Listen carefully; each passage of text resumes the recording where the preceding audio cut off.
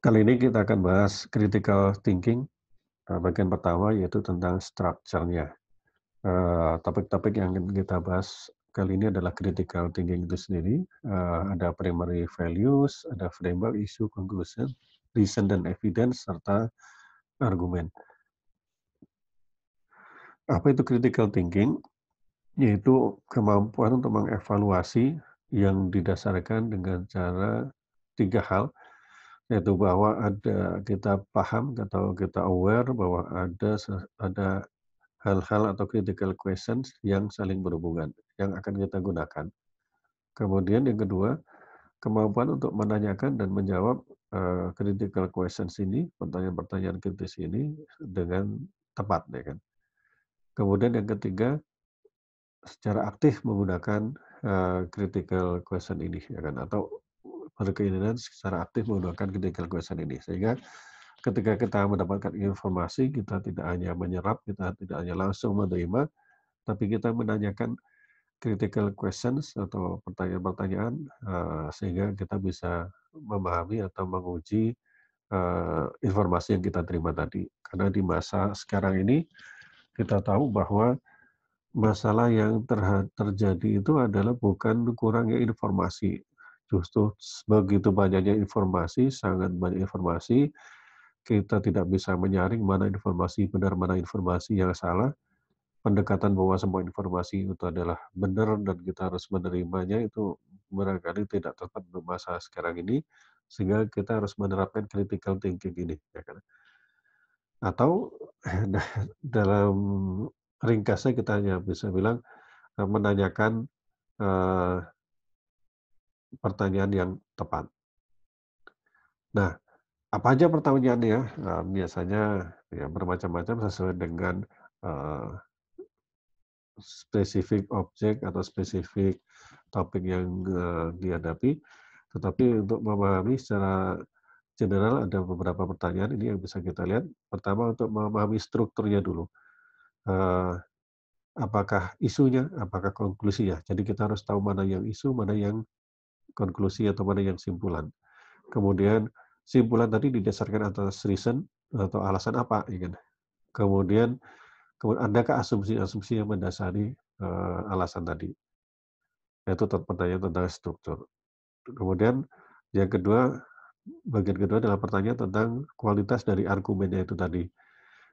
Adakah, fallacies in the reasoning, ada kesalahan-kesalahan dalam reasoning, dalam penalaran. Berikutnya adalah seberapa bagus bukti yang disampaikan. Ini harus kita, lakukan atau pertanyaan-pertanyaan kritis yang harus kita lakukan. Nah, ada 2 macam critical thinking, ada yang weak sense, ada strong sense. Weak sense ini kita hanya ingin konfirmasi aja, bahwa kita sudah punya belief, kita sudah punya paradigma, kita sudah pemikiran, dan biasanya kita hanya melakukan pertanyaan tadi untuk membenarkan apa yang sudah ada di kepala kita. Hanya untuk mempertahankan apa yang kita percayai saat ini. Tapi yang disebut dengan strong sense critical thinking yaitu mampu, atau melaksanakan critical question ini pada semua klaim, semua simpulan, termasuk apa yang sudah kita percayai sampai saat ini. Jadi memaksa kita untuk melihat secara kritis apa yang sudah kita percayai atau apa yang sudah kita pahami. Ada 4, values yang biasanya diharapkan itu untuk orang yang bisa berpikir kritis. Otonomi, yaitu dia bersifat independen, bebas, ya kan, sehingga dia berpikir bebas, tidak, terikat dengan, bahasanya tidak sedang mendapatkan tekanan. Kemudian curiosity, rasa ingin tahunya tinggi. Humility, rasa rendah hati bahwa ada informasi atau hal yang dia merasa barangkali belum tahu. Kalau kita sudah merasa paling pintar, nggak akan ada critical thinking. Apa yang kita lakukan, apa yang kita percaya atau yang kita pikirkan pasti benar. Itu, kalau orang tidak, memiliki kerendahan hati. Kemudian respect terhadap reasoning yang baik, dimanapun kita mendapatkannya, ya kan. Jadi reasoning yang baik itu adalah kunci dari, critical thinking ini. Berikut adalah framework lengkapnya, yaitu, kita akan menguji adakah adakah sesuatu isu dan konklusinya. Tapi di antara isu dan konklusi itu akan ada reason atau alasan-alasan didukung dengan bukti. Nah, reason dan conclusion ini adalah biasanya kita sebut dengan argumen, yang biasanya ada beberapa hal yang harus kita pertanyakan di sini. Apakah ada ambiguitas, apakah ada falasis atau kesalahan penalaran, atau adakah asumsi-asumsi yang ada walaupun tidak dijelaskan. Kemudian ada deceptive statistik atau statistik yang menyesatkan. Dan juga setelah kita berikan argumen ini, kemudian apakah konklusi tadi atau simulasi tadi tidak terjadi atas sebab yang lain. Nah, ini yang harus kita pertanyakan secara kritis tentang suatu opini atau pendapat. Pertama dulu basicnya adalah dua hal yang harus kita temukan, mana yang isu, mana yang conclusion. Yang akan kita evaluasi adalah konklusinya atau simpulannya. Sehingga pertama kita harus bisa menemukan konklusinya. Apakah isu adalah ya pertanyaan atau kontroversi yang memulai perdebatan ini, ya kan, atau diskusi ini. Ada dua isu biasanya, deskriptif dan preskriptif. Deskriptif itu menanyakan tentang ya deskripsi di masa lalu, masa sekarang, atau masa depan.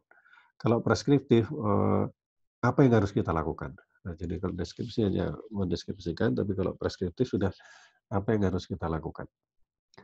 Kalau konklusi atau simpulan, yaitu adalah pesan yang diharapkan akan diterima. Ya kan.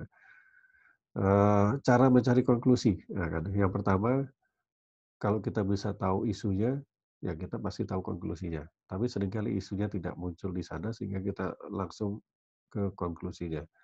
Clue nomor kedua, cari indikator words-nya atau kata-kata petunjuknya. Kalau dalam bahasa Inggris, consequently, therefore, it follows that, shows that, indicates that, suggests that, that's the point, ya kan.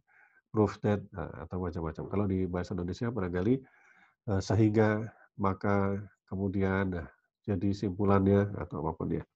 Itu adalah indikator words. Kemudian cari di lokasi-lokasi yang umum.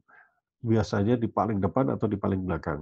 Ada orang yang kebiasaannya simpulan dulu, kemudian baru alasannya. Ada orang yang alasan-alasan, baru kemudian simpulannya. Kemudian yang clue nomor 4, konklusi itu atau simpulan itu bukan berupa contoh, bukan berupa definisi, bukan berupa bukti, bukan berupa statistik, bukan berupa informasi background. Jadi itu bukan berupa konklusi. Terus kita bedakan konklusi dengan atau simpulan dengan hal-hal yang tadi. Kemudian yang terakhir, menguji konteks dari komunikasi dan background dari yang membuat pesan tadi ya. Apakah itu penulis ataupun pembicara dan seterusnya. Itu cara kita menemukan konklusinya. Nah, konklusi itu harus didukung oleh reason atau alasan. Atau di sini disebut explanation atau rasional. Mengapa kita harus bisa, mengapa kita mempercayai, mengapa kita harus bisa percaya pada konklusi tadi.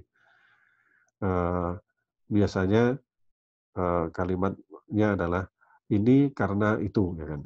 Nah, ini adalah reason-nya, ini adalah konklusinya karena itu, ya kan ya. Nah, itu adalah reason-nya.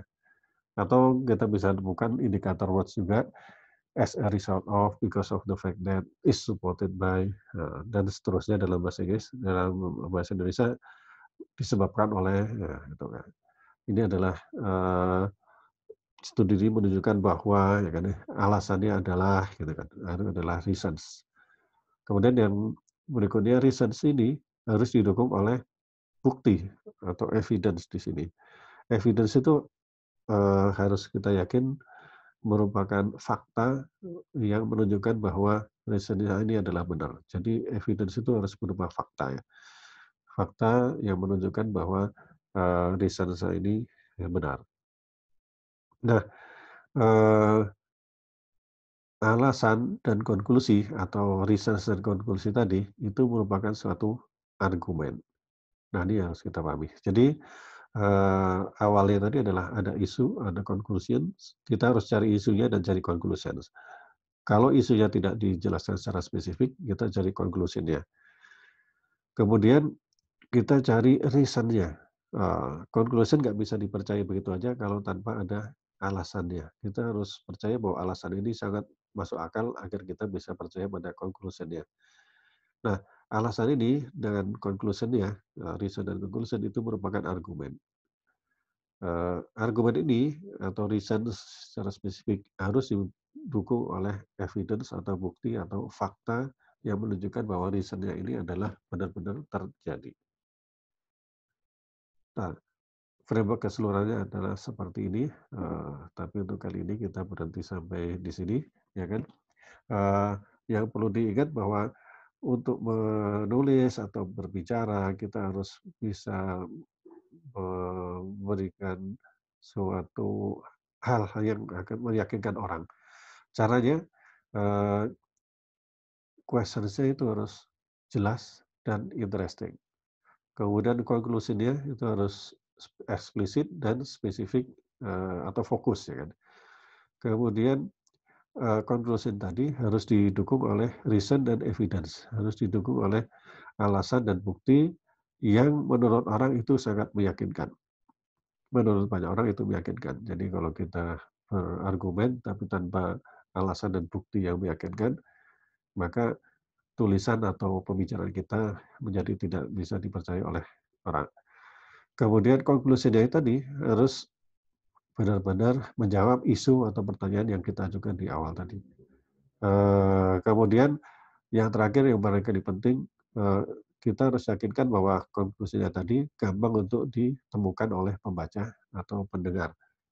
Jadi konklusinya jangan disembunyikan, tapi kalau bisa malah diberi kata-kata indicator words tadi sehingga orang langsung tahu nih sebenarnya kesimpulan apa atau pesan apa yang ingin disampaikan oleh penulis atau pembicara atau kita ya, barangkali kalau kita ingin pembicara atau menulis.